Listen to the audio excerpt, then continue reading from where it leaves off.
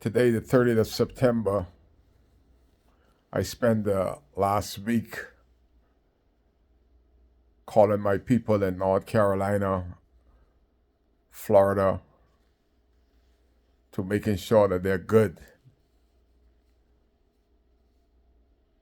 I just want to send a condolence to those that lost loved ones.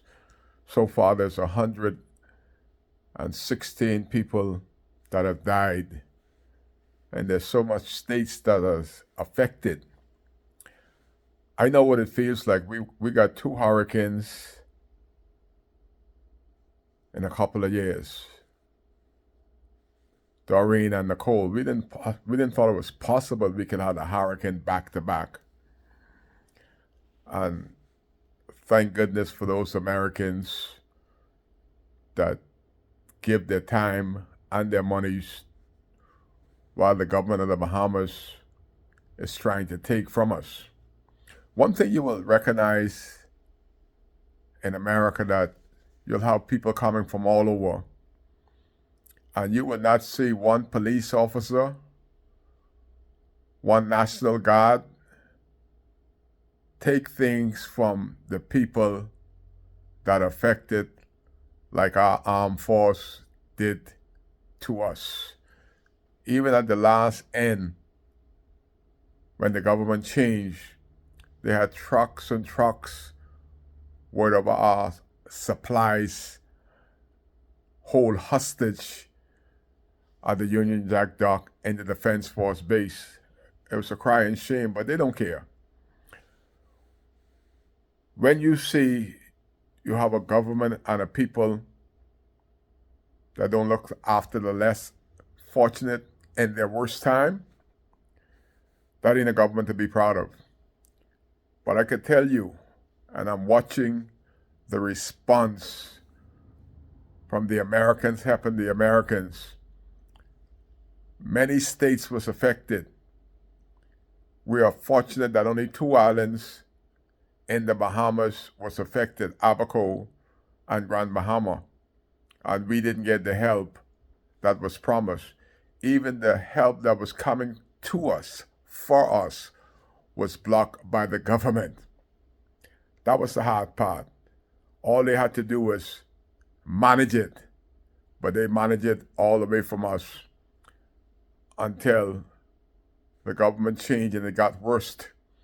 That in Grand Bahama and elsewhere, they were auctioning off the supplies that was given freely to the residents of Abaco and Grand Bahama.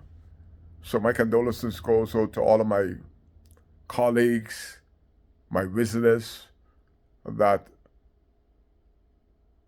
is affected, and what is happening in North Carolina, because we have a huge amount of people that comes from North and South Carolina. That means that our income is cut because those people got years to rebuild their lives. 5 years, and we are still not back to normalcy in Abaco. People are still in the trailer, and the people that supposed to help them get out of the trailer, because of all the monetary and other donation that was given to people, like the people in the trailer, the people from Nassau, elsewhere that weren't affected, they took everything. Now they're being forced to move.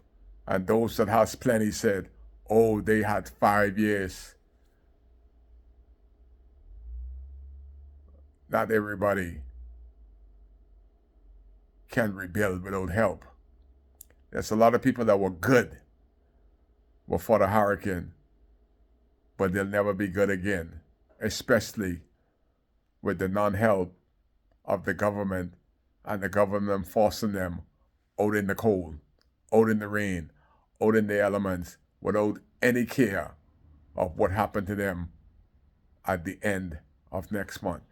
Kai cares as we see the huge disaster.